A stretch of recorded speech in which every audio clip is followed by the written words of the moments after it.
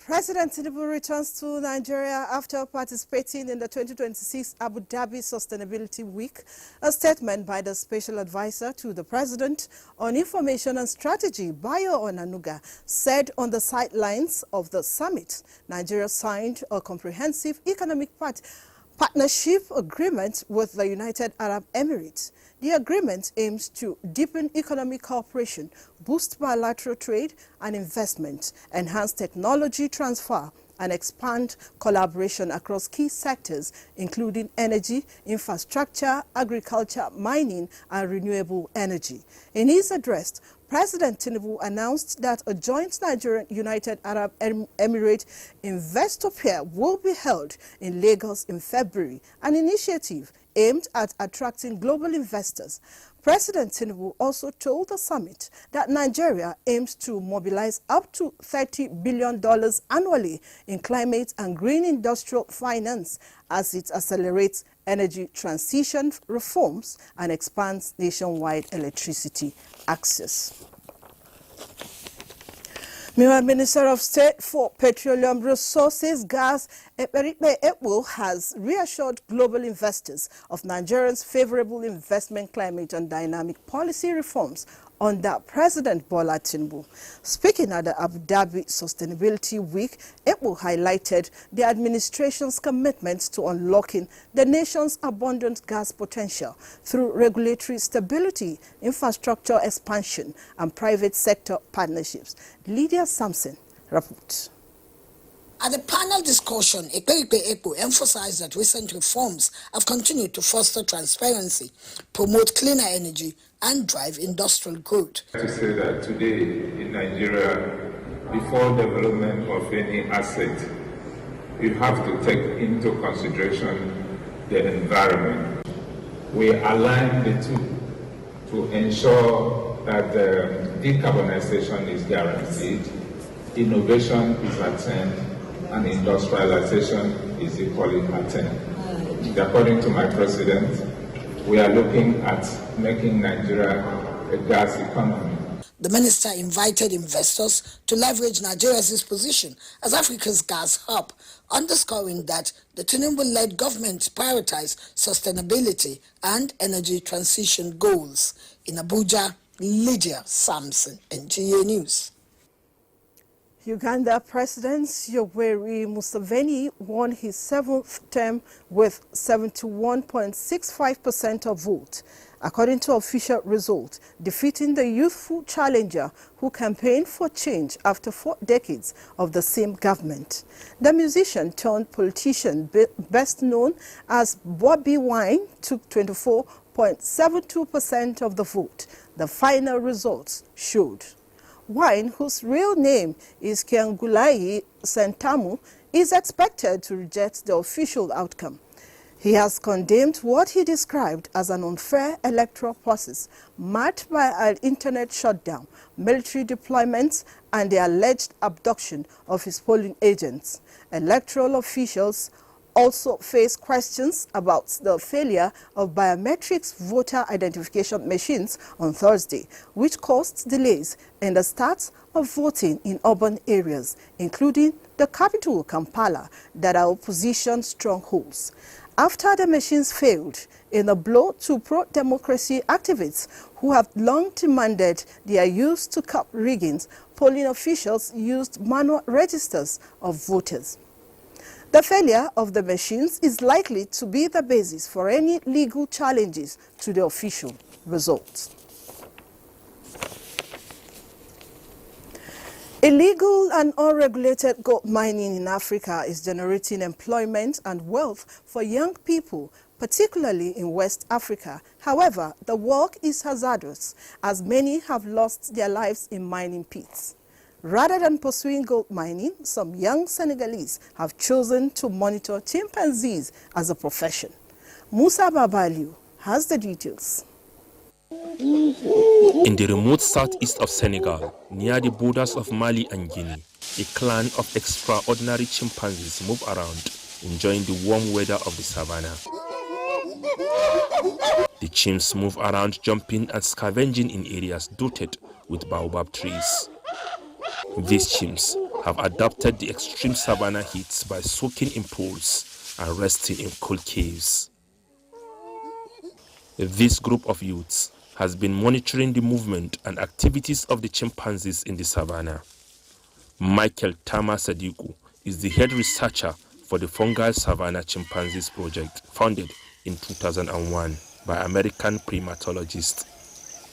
He has been here since 2009, studying a community of about 35 West African chimpanzees, the only ones known to live in the bush rather than the dense forests. Moi avec les chimpanzés, c'est ma deuxième famille. The chimps are my second family. When I'm done with them, even if I'm alone, it's like I'm with other people. He said they abandoned what they describe as a lucrative but dangerous gold mining. I worked in the Diora, the golden mine. One day, I saw a man go down into the tunnel and he never came back up. They pulled his body out with a rope. He suffocated from the gas. That's when I said, no, I can't continue like this. But they are happy with the project of monitoring and caring for the animals. They believe their findings will be a reference point for researchers, zoologists, and animal health caregivers. For now, the chimpanzees are comfortable with their guidance as well as the environment. Musa Baba Aliyu, NTA News. The Palestinian Committee set to govern post-war Gaza has begun its work in Cairo. Formed on Wednesday as the second phase of the U.S. brokered Gaza ceasefire deal came into effect, the committee is made up of 15 technocrats charged with administrating the Palestinian territory after the Hamas-Israel war. The committee's first meeting was attended by the son-in-law of U.S. President Donald Trump and Bulgarian diplomat Nikolai Mladenov, who is expected to play a key role in the second phase of the Gaza ceasefire. According to diplomatic sources, the committee will be based in Cairo, with members traveling to and fro Gaza regularly. The committee is headed by Gaza native and former Palestinian Authority Deputy Minister Ali Shatz. It is said to be overseen by the Board of Peace, headed by Trump himself.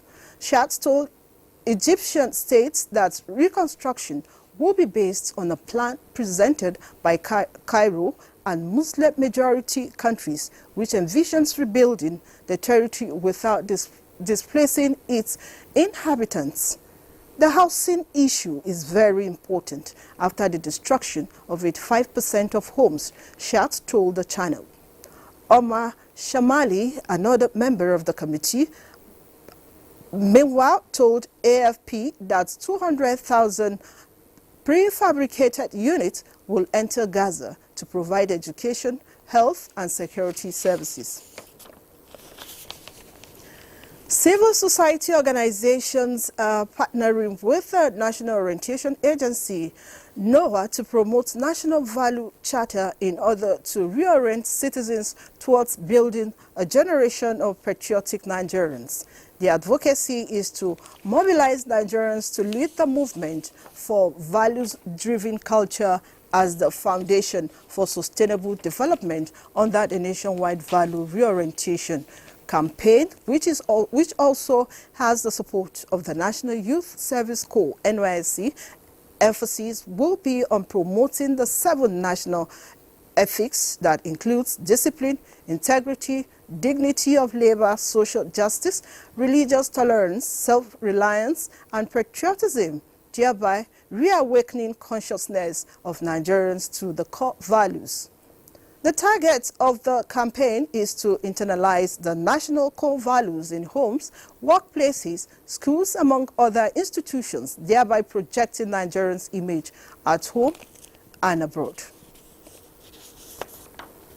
We will continue to scale leadership programs and expand the NOA GSC CDS nationwide, ensuring that young Nigerians become ambassadors of ethical leadership and responsible citizenship. And to every Nigerian listening today, be the integrity you demand. Be the discipline you expect. And be the patriot you desire. Together, let us make Nigeria the global reference point for values, ethics-driven, sustainable prosperity. Amphibious excavators escorted by armed police have roared across the waters of Makoko, Africa's largest and most iconic floating community, crushing hundreds of wooden homes perched on stilts above Lagos Lagoon. What once echoed with the sounds of fishing nets and children's laughter now bears the noise of destruction as families are forced adrift in the heart of Nigeria's commercial capital. Details with Justin Bim-Uyi. Makoko, often called the Venice of Africa, is a floating world built on water, culture, and survival. For generations, families here have lived, worked, and raised their children above the lagoon. Today, that world is being torn apart. Amphibious excavators, escorted by armed policemen, have moved through the community, demolishing hundreds of wooden shacks built on stilts. That's where my house is, but it has already been demolished.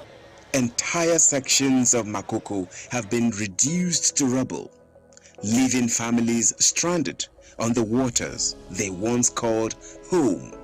I'm no longer going anywhere because of what is going on. I'm a teacher. I also do some small business, but because of a vision, I couldn't do. My house has been demolished. My shop has been demolished. Even the schools where I used to teach, some of them has also been demolished. In response, residents took to the lagoon in protests, paddling their wooden boats with handwritten signs reading, "Nowhere to go," and "We deserve peace in our community." For fisherman Fashinu Felix, the destruction of Makoko threatens more than shelter. It threatens a livelihood that supports the entire city. Our forefathers were omi làwọn máa ń jẹ, ẹja ló máa ń pa, ẹja yẹn òun la fi rán àwọn ọmọ wa lọ sí ilé ìwé, gbogbo wọn ló dẹ̀ ń ka ìwé. So àǹfààní pé a máa ń lọ sí odò, a lọ ń pẹ ẹja, àwa tà fún àwọn èèyàn, oúnjẹ, àǹfààní tí a rí yẹn, àǹfààní omi là ń jẹ, torí ẹ̀ la fi ń gbé orí omi. But daily life in Makoko is rapidly collapsing. Children have stopped going to school. Parents have lost their means of survival. Many families now sleep on boats, covering themselves with thin tents, with no stable shelter and nowhere else to turn. The demolitions, which began in late December 2025, are officially meant to clear a 30-meter safety corridor beneath high-tension power lines. However, rights groups and NGOs say the destruction extended more than 200 meters into the heart of the community. More than 10,000 residents, mostly of Gun heritage, have been displaced. At least 3 deaths have been reported, including 2 infants, allegedly linked to the use of tear gas and force during the evictions. Nigeria's ambition is to transform Lagos into a mega city, with plans to redevelop the waterfront. But for Makoko's residents, this vision feels like erasure, a struggle between urban expansion and the survival of a community that has lived on water for generations. Makoko is not just a slum, it is a living heritage. And as the waters of Lagos Lagoon ripple beneath abandoned homes and drifting boats, the question remains, who truly benefits from progress and at what cost? Justin Bim-Uyi, NTA News. You're staying with the NTA. Moving on now, for the 4th time within a year, Kannywood actors, media professionals, and social media influencers have assembled in Kano to draw attention to the impacts of federal government interventions across northern Nigeria. The engagement focuses on major development initiatives of the President Bola Ahmed Tinubu-led administration while mobilizing sustained public support for ongoing national programs. Our Salisu reports. Kano has once again played host to a convergence of Kannywood actors, media practitioners and social media influencers, all united by a common goal to amplify awareness of federal government interventions across northern Nigeria. The engagement serves as a platform to showcase key development projects and policy initiatives of the President Bola Ahmed Tinubu-led administration, highlighting their impact on communities and livelihoods across the region.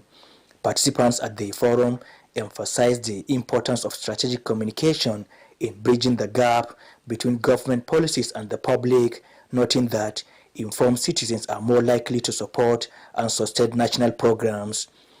Key developments include the Adamawa-Fufuri Cameroon border, the Mina to Kontagora Road, and the long-delayed Diko Junction, now nearing completion, as well as the overhead bridge leading to Mina town. Most of our people are thinking that Mr. President is not doing anything in northern Nigeria. But when we go around, especially where the places that we have seen in the video, we have seen very, very many projects that is going on now in Nigeria, in northern Nigeria. By leveraging the influence of film, media and digital platforms, the gathering seeks to deepen public understanding, encourage constructive dialogue, and strengthen confidence in ongoing efforts aimed at national development. As these engagements continue, stakeholders believe they will further enhance public participation and reinforce collective support for the administration's vision for northern Nigeria and the nation at large. In Kano, Awal Salisu, NTA News.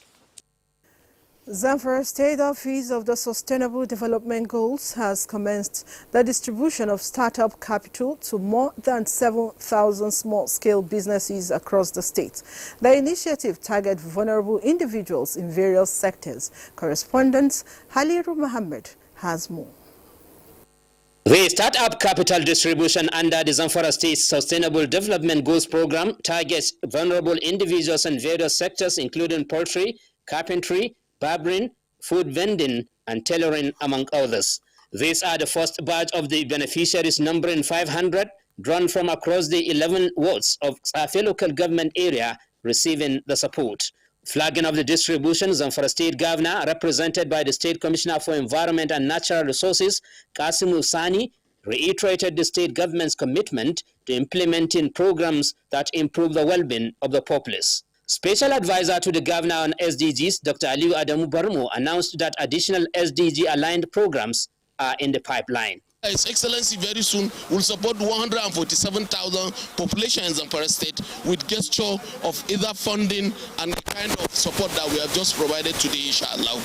Chairman of Safi Local Government Council, Garba Panchas, and the Emir of Safi's representative, Sarkin Gabas Aliu Abubakar Aliu, among other speakers, commended Governor Dauda Lawal for the initiative and urged the beneficiaries to utilize the support effectively. A total of 7,500 poor and vulnerable individuals across the state are billed to benefit from the program. In Gusau, Halir Muhammad, NTA News.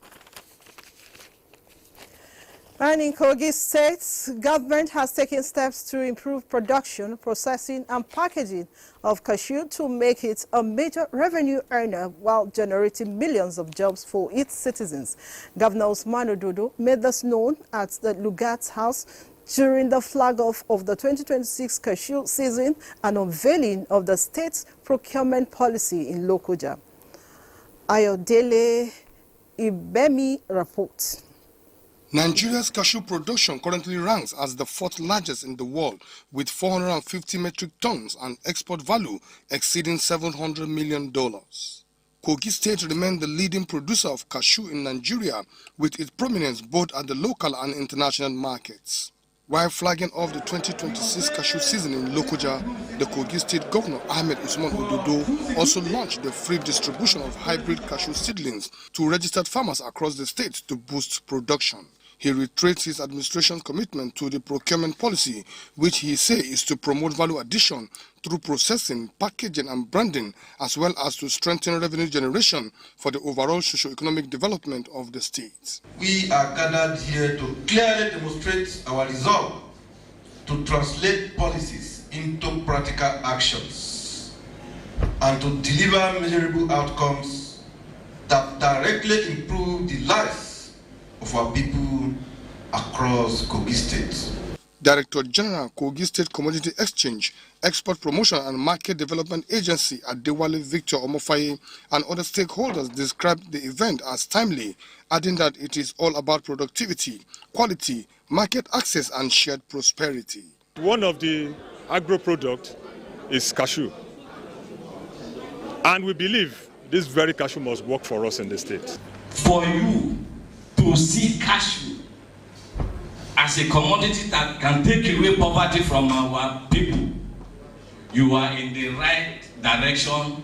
So this initiative that you have created to add value to our raw material cash crop is highly appreciated by the traditional institution. It shows your dedicated heart not only to govern the people, but to assist the people. The program is organized by the Kogi State Community Exchange, Export Promotion and Market Development Agency, signaling the official commencement of this year's cashew business in Kogi State. In Lokoja, Ayodele Ibibemi, NTA News. Taraba State Governor Abu Kefas has flagged off the All Progressives Congress APC digital membership registration in his hometown Wukari local government area of the state. Speaking at the ceremony, Governor Kefas said the e-registration exercise is designed to give equal opportunity to all party members and ensure a credible, transparent membership system. Godwin Inaleku completes the report. E-registration is an online registration which does not necessarily need the presence of an individual to be captured. Flagging off the exercise, Governor Kefas explains that through the process, members' details are captured electronically, making them bona fide members of the APC. The governor emphasizes that the e-registration process is mandatory, noting that no member can be revalidated without being electronically registered. He urges party members to actively participate in the exercise, with special emphasis on women whom he describes as the backbone and mobilizers of the party. He reaffirms his administration's strong support for women's participation in politics and party activities, expressing appreciation to President Bola Ahmed Tinubu for taking the digital registration initiative seriously and ensuring that governors oversee the process. This e-registration is to give everybody equal opportunity. Nobody will go and alter your document. So you will be captured and your name will be in the system and you are a bona fide member of APC. The governor further commends the national chairman of the APC, Professor Nentawe Yilwadta, for his commitment to strengthening the party. The Taraba State APC chairman El Sudi Ibrahim commends Governor Kefas and members of the e-registration committee for their dedication, describing the exercise as a landmark initiative aimed at strengthening the party's internal structure and ensuring a transparent and credible membership system towards repositioning the party for greater success. The zonal administrator of the APC e-registration exercise, Ayuba Ambo, says he has been monitoring the process across the zone and calls for more support to enable the committee register more members effectively. From Wukari, Godwin Inalewu, NTA News. Report reaching us says Nigeria beats the Egyptian team by 4-2 through penalty shootout to win the bronze medal. Good one for Nigeria and kudos to the Super Eagles. And this is where we end the news. Thanks for watching. I'm Vivian Izadi.